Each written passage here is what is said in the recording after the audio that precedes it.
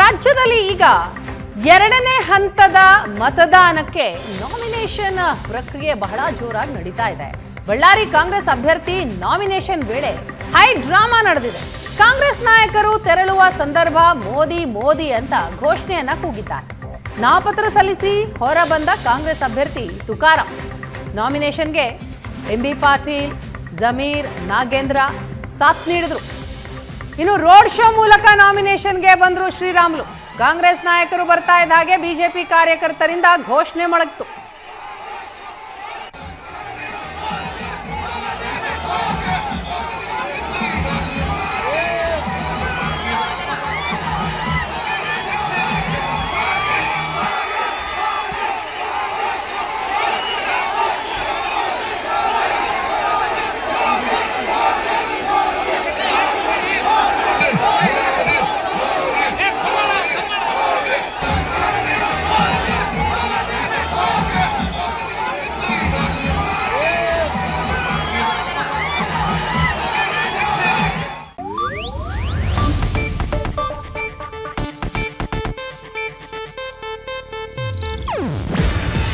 ಇದು Asianet news network ಪ್ರಸ್ತುತಿ.